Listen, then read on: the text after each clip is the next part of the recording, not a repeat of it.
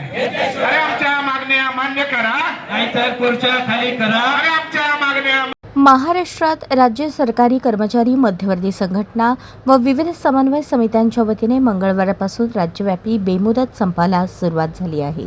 सोलापूरसह संपूर्ण राज्यातील सुमारे 17 लाख शासकीय व निमशासकीय कर्मचारी या आंदोलनात सहभागी झाले असून विविध विभागातील कामकाजावर त्याचा परिणाम जाणवू लागला आहे.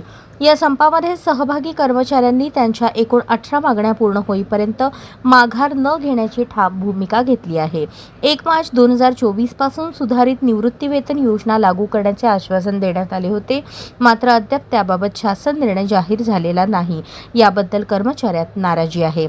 याशिवाय रिक्त पदे तातडीने भरणे, कंत्राटी कर्मचाऱ्यांना कायम करणे, अनुकंपा तत्वावरील नियुक्त्या मार्गी लावणे आणि निवृत्तीचे वय वाढवणे अशा प्रमुख मागण्यांसाठी हा संप पुकारण्यात आला आहे.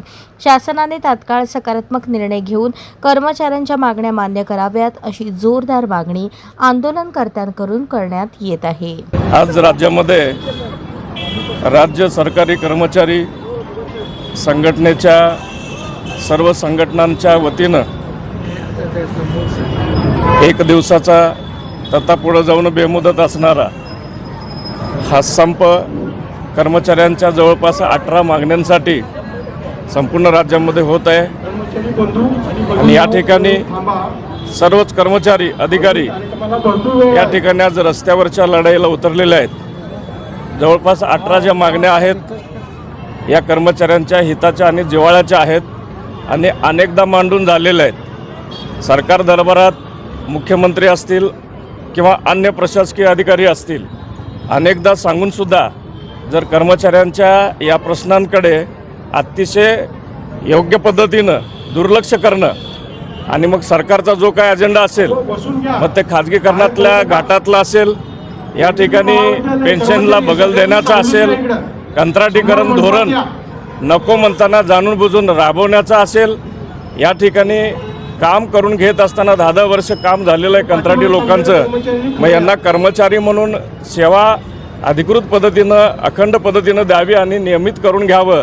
तर ह्या पद्धतीचं धोरण सरकारचं नसतं, उलट कर्मचाऱ्यांचं शोषणच करायचं आणि या ठिकाणी कुठल्याही मागणीला मान्य न करता प्रत्येक मागणीला बगल द्यायची आणि वारंवार पद्धतीनं या सगळ्या कर्मचाऱ्यांना संपात किंवा रस्त्यावर येण्याला भाग पाडायचं. तर या शासनाच्या अशा वृत्तीचा Maharashtra state electricity workers federation म्हणून संघटनेच्या डेप्युटी जनरल सेक्रेटरी या नात्यानं राज्याचा आज या ठिकाणी संपाला मी जाहीर पाठिंबा देण्यासाठी आलो आहे आणि शासनाच्या या धोरणांचा धिक्कार करायला आलो आहे. या ठिकाणी इतकंच. जर या राज्य सरकारी कर्मचारी या संघटनेच्या वतीनं जर आंदोलन लाभलं तर शेवटच्या टोकापर्यंत त्यांनीही लढावं. आम्ही सगळेजण त्यांना सहकार्य करू. कामगार संघटना संयुक्त कृती समिती सोलापूर म्हणून सुद्धा आम्ही सर्वजण त्यांच्या सोबत आहोत. राज्य कर्मचारी मध्यवर्ती संघटनेचा सरचिटणीस अमृत कोकाटे बोलतोय. आज जे आम्ही आंदोलन बेमुदत संपाचा जो पुकारला त्याचे महत्त्वाचा म्हणजे जिव्हाळ्याचा प्रश्न सुधारित राष्ट्रीय पेन्शन योजना ही माननीय मुख्यमंत्री माजी मुख्यमंत्री एकनाथजी शिंदे साहेबांनी सुरुवात केली, त्याचा ठराव पारित केला आणि त्याचा जो अधिसूचना आहे ती सूचना जवळजवळ 15 महिने होऊन गेले, अद्याप तो काढला नाही. त्यामुळे हा आम्ही आंदोलनाचा पवित्रा उतरला.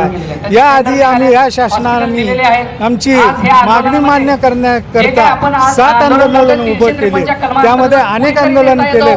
हे शेवटचं आमचं आंदोलन विधान परिषद नागपूर येथे चालू असताना चक्री उपोषण केलं. चक्री उपोषणामध्ये मुख्यमंत्र्यांचे पीए यांनी आश्वासन दिले की 15 दिवसामध्ये मी तुमची मुख्यमंत्र्यांची भेट घेऊन तुम्हाला मी वेळ देऊन तुमचा सकारात्मक विचार करण्यासाठी बोलतो. त्यावेळेस 15 दिवस अद्यापही झाले नसल्यामुळे आम्ही 17 मार्च 2023ला राज्यातील सर्व जिल्हाधिकारी यांच्यामार्फत सरकारला नोटीस दिली आणि आज 27-21 पासून बेमुदत संपास आम्ही सामोरे गेलेले आहेत. आमची मागण्या जिव्हाळ्याच्या प्रश्नासाठी जर शासनाला वेळ नसेल तर आज आम्हाला यापेक्षाही तीव्र आंदोलन उद्यापासून सुरू करावं लागेल. त्यांनी त्याची दखल घ्यावी.